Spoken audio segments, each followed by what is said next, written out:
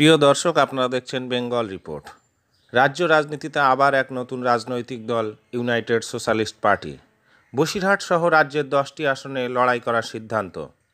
শুক্রবার কলকাতা প্রেস ক্লাবে সাংবাদিক সম্মেলনের মাধ্যমে রাজ্যে আবার এক নতুন রাজনৈতিক দলের আত্মপ্রকাশ, ইউনাইটেড সোশ্যালিস্ট পার্টি।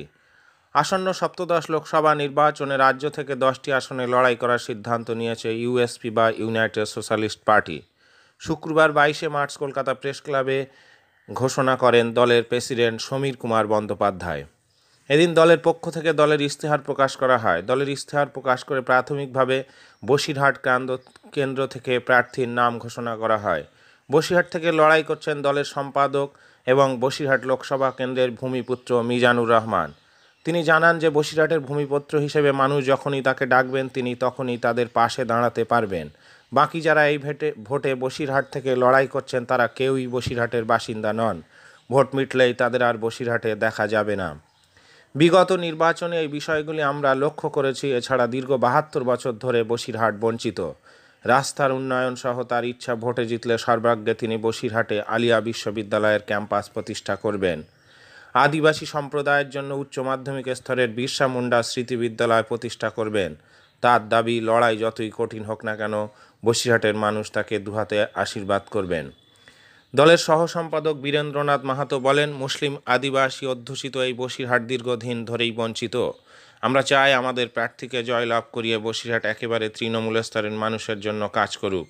মঞ্চে অন্যান্যদের মধ্যে উপস্থিত ছিলেন বিশিষ্ট সমাজসেবী আমিন উদ্দিন সহ অন্যান্য নেতৃবৃন্দ। বসিরহাটে ইতিমধ্যে তৃণমূল কংগ্রেস প্রার্থী ঘোষণা করেছেন অভিনেত্রী নুসরাত জাহান, বিজেপিও প্রার্থী ঘোষণা করেছেন সায়ন্তন বসু, সিপিআইয়ের প্রার্থী আন্তর্জাতিক ব্যক্তি পল্লব সেনগুপ্ত, সেই রকম জায়গায় কংগ্রেসও প্রার্থী ঘোষণা করবে। সেই রকম জায়গায় পঞ্চমুখী লড়াইয়ে আপনার পার্টি আপনাকে বসিরহাটে প্রার্থী করেছে। কি ভাবছেন বসিরহাটের জন্য?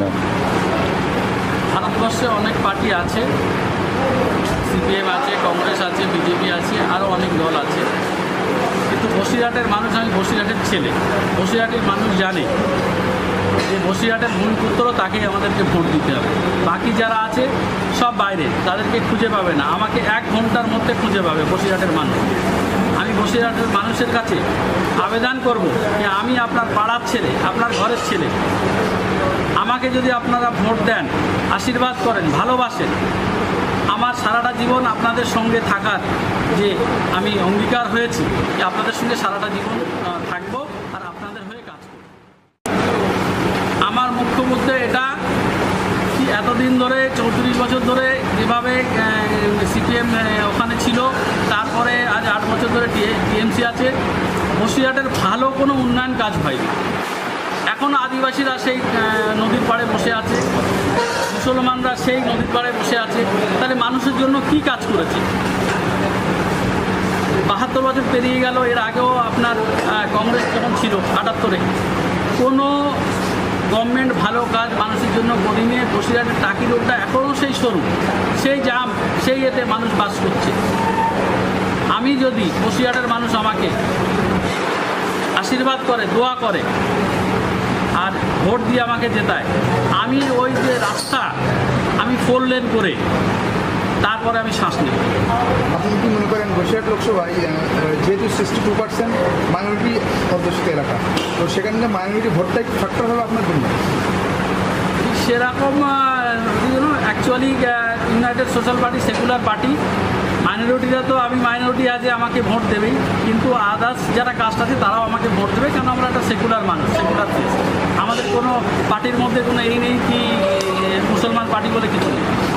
আপনি এতদিন সামাজিক কাজকর্ম করতেন, আজকের রাজনৈতিক ময়দানে এই লড়াইটা কতটা সহজ হবে বলে মনে হচ্ছে আপনার?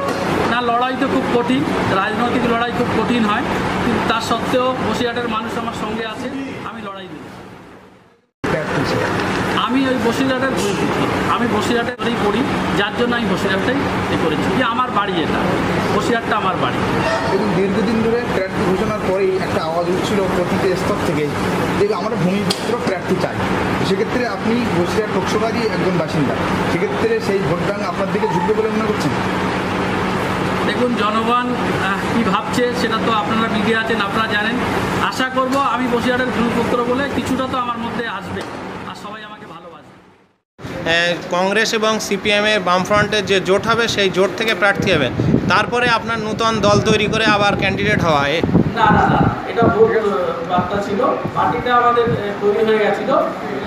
ওনাদেরকে বলা হয়েছিল কি এই সিটটা আপনারা আমাদেরকে ছেড়ে দেন, এই সিটটা আমরা লড়ি, আর বাকি জায়গাগুলো আমাদের সমর্থনটা ওনাদেরকে দেবে। তো বামফ্রন্ট আর কংগ্রেসেরই জোট হলো না বলে আমাদের সঙ্গে জোটটা হলো। Press the bell icon on the YouTube app